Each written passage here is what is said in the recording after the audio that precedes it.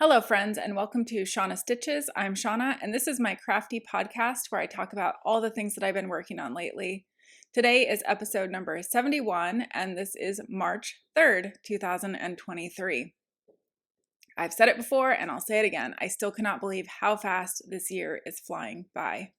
Before I forget to tell you, you can find links to everything down below. That includes where you can find me, which is on Ravelry and Instagram as Shauna Stitches. Here on YouTube as Shauna Stitches, pretty much anywhere you want to find me, that's the name you'll find me under. What do I have to show you? I have quite a lot to show today. I do not have the fireplace on because I am roasting and I think I just had it on too long today because it's nice outside. The first thing I have to show you today is my only finished object. And these, my friends, are the Leicht socks. Leicht. It's German, L-E-I-C-H-T. They are knit using intarsia in the round. And you can kind of see the seam along there. I should say these were the qualifying pattern for Sock Madness, which is Sock Madness number 17. My very first year participating ever. And my fancy sock blocker, which is knit out of a placemat. It's cut out of a placemat from the dollar store. So Sock Madness is a thing to itself. It is very unique, and they have certain requirements for how you have to show your socks. And one of them is for it to be flat, both the flat front inside and outside and flat back inside and outside. I was brand new to intarsia in the round. Luckily the designer, who I'm blanking on her name, but I will put that up here. She did a video which kind of helped. Obviously it helped enough that I was able to figure it out, but it still was not easy.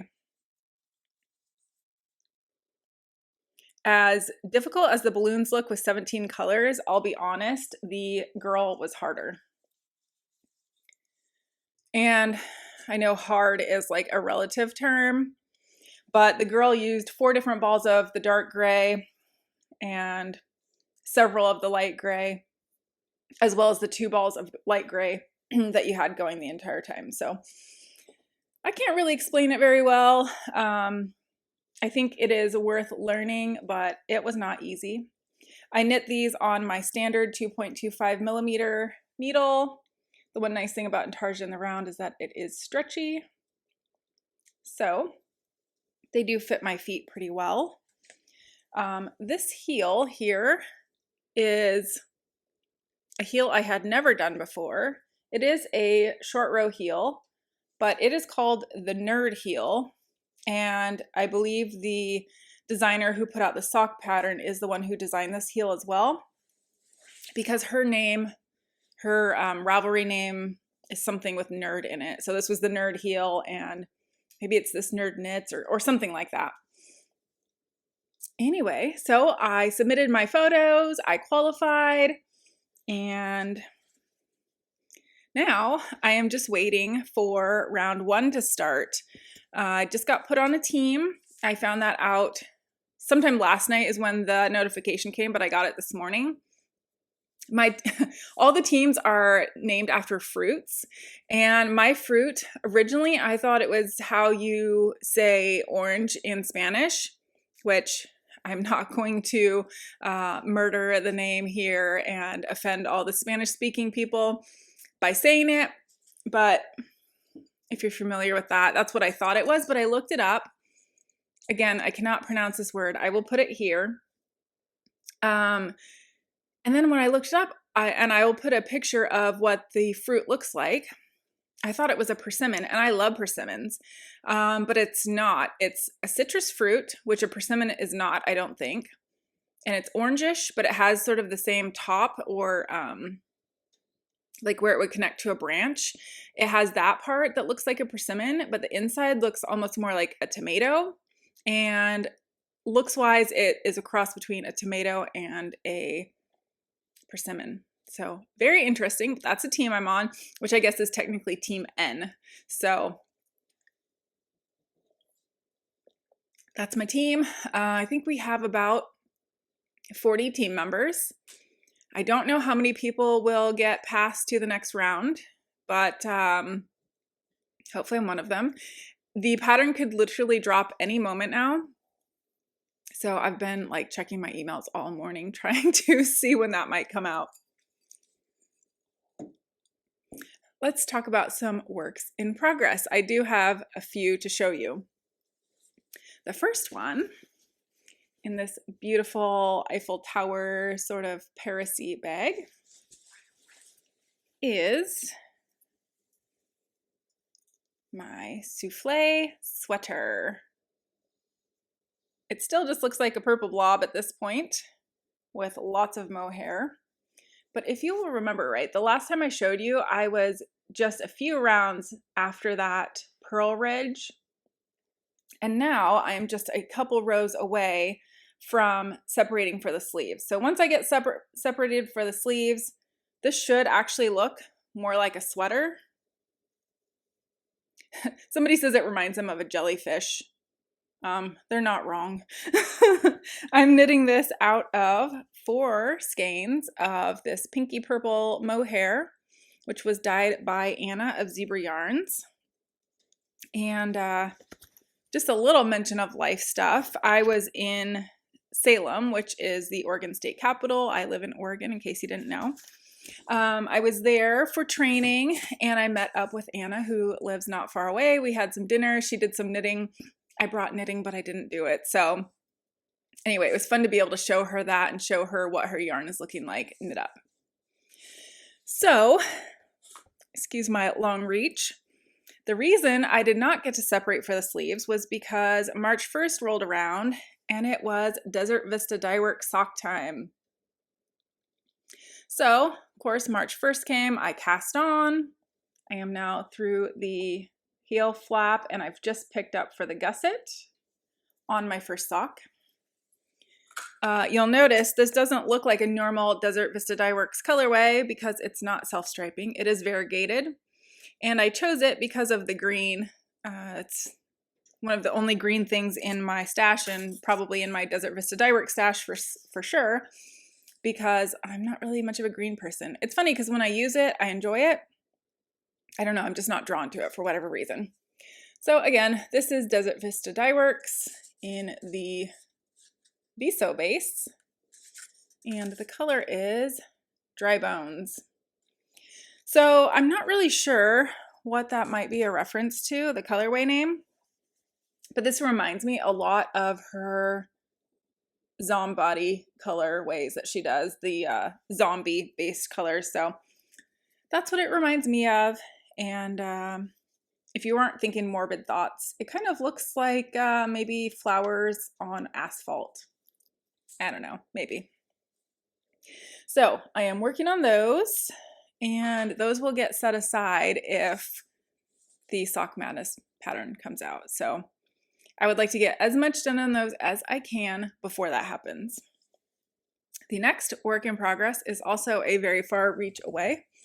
I only have so much space where I can put stuff to show, which happens to be on our TV stand.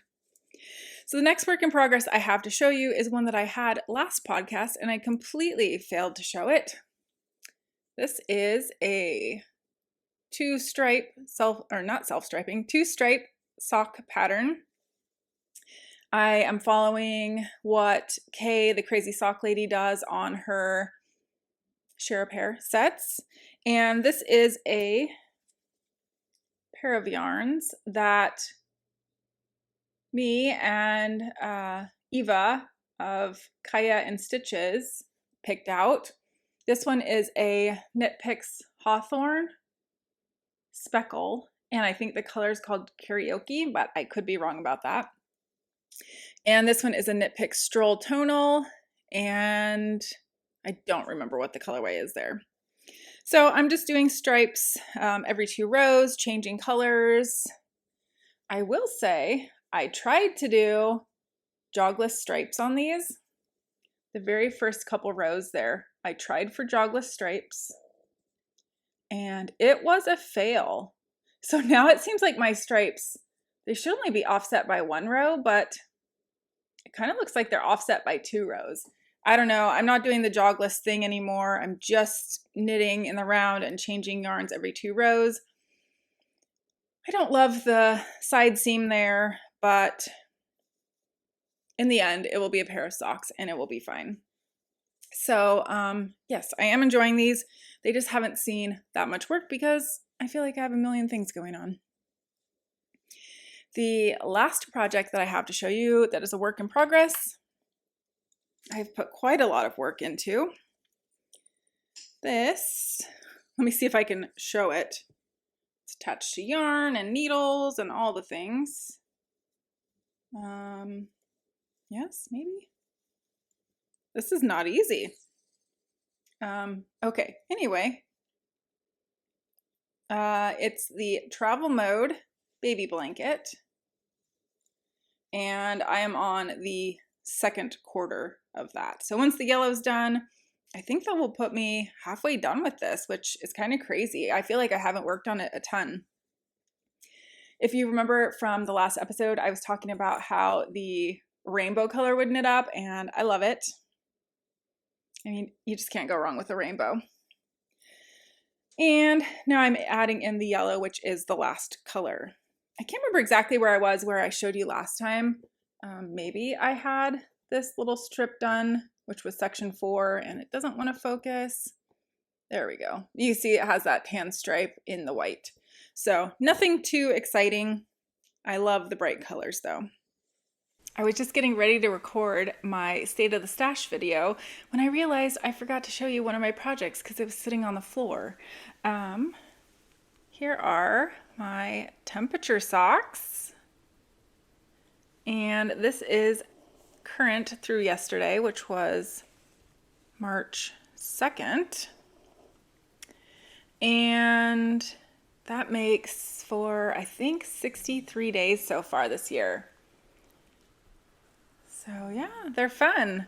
I'm so glad. I don't know if you can really see it. There's a little row of white right there between the 2 light grays.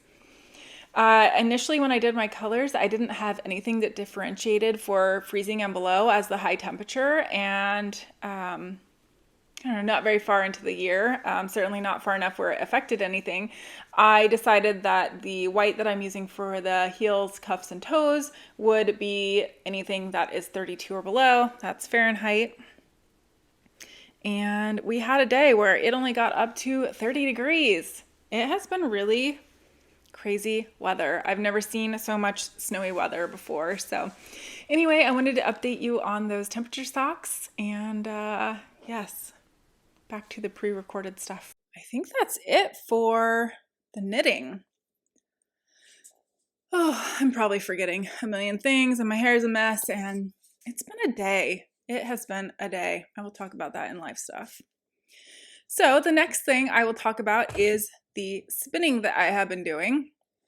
If you've been following along, I have been, sorry for the shake there. If you've been following along, I have been I set out a plan to spin for 100 days in a row, minimum of 5 minutes. I have never only spun for 5 minutes. I think probably the least I've ever done is 15 to 20 minutes, which isn't terrible. Average, I'd say probably an hour or so. Just depends on the day.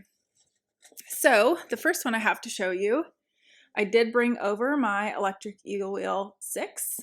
That's what this is. It's an electric spinning wheel. And I am spinning some Ashford fiber. It's 80% merino, 20% silk in the colorway Sunset. And you can see that kind of looks like a sunset. It's orangey and pinky and a little purple. And maybe you can see some of the silk bits in there. So once this bobbin is done, that'll be a third of the fiber. I'm close to being there, but I probably still have 10 to 15 grams left, maybe. It's just a guess. I have a chunk of fiber about like that. So that's my project that goes with me when I'm out of town so that I can maintain my spinning. I did not bring my bobbin over for what I'm currently working on my Lendrum, but I will pop a photo of that in here. I'm also trying to remember, was today day 56 or 57? I think it's 57. Anyway, you'll see that on the picture here. This is what my bobbin currently looks like, and it is the third braid and third bobbin of a combo spin where I'm going to ply 3 bobbins all together. I am anxiously awaiting to see what that's going to look like. Hopefully it's going to look good. It'll be yarn regardless, and I will learn from it for sure.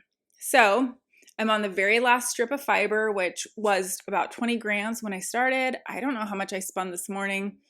Probably not half of it, but the end is in sight for that braid, and I'm very excited about that.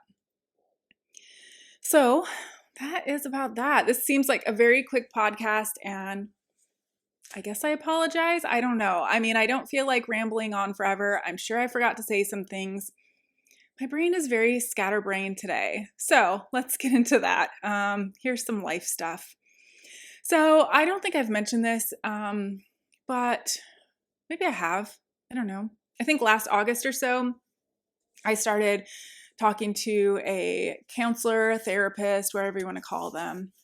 Somebody to kind of go over some life stuff. I was going through a rough patch at work and kind of just wanted somebody to talk to about it. And I have continued talking to her about every 2 weeks or so. So it's not a constant thing, but hopefully it's helping me work through some issues, and I think it is. But today we got into emotions and the past and childhood and growing up, and kind of like maybe your more traditional counseling type topics, which really has not been what I have been focused on so far. So needless to say, as most people probably do, I have some things to work through from way back in the day. And oh, that really zaps it out of you. I was already planning on filming after I talked to her. And afterwards, I definitely had to compose myself. I am not a crier, but I was definitely doing some crying. And yes, they say that is good for you. I guess if you know me at all, you know that I am not someone who shows my emotions very much. A lot of that has to do with many factors, but probably the fact that I was in the military and also my current job do not exactly encourage you to be emotional about things. So yes, now I'm trying to learn how to do that. And as a 43-year-old female, it is not that easy. So yes, I do apologize if I feel a little bit different today or don't have as much energy, because to be honest, I just don't. I've been out of town for training, as I said. That's why I had my electric eel wheel with me. And I am now halfway done with the trips that I have to make to Salem, the state capital. So 2 more trips, one in April and one in May, I believe. And lots more papers. I still have 5 more papers to write, and things are just very busy, very overwhelming. So that's kind of why I have less progress to show. And also, I feel like I've just been working on a lot of different projects. And when you work on a lot of things, you don't necessarily finish a lot of things. So that's where we are. Thank you so much for joining me today. I really cannot express how grateful I am to everyone who watches on a regular basis. Those of you who are just watching for the first time, I really do appreciate it. I love your comments. I respond to each and every one of them. So if you have a question, a comment, any of the above, please leave that down below and I will be happy to respond. My patterns pages are linked below. So if I didn't cover something as in-depth as you would like, I keep pretty good records on my Ravelry pages, and you'll be able to click directly to those if you have questions there. If that doesn't answer it, then please feel free to reach out. You can DM me on Instagram or on Ravelry.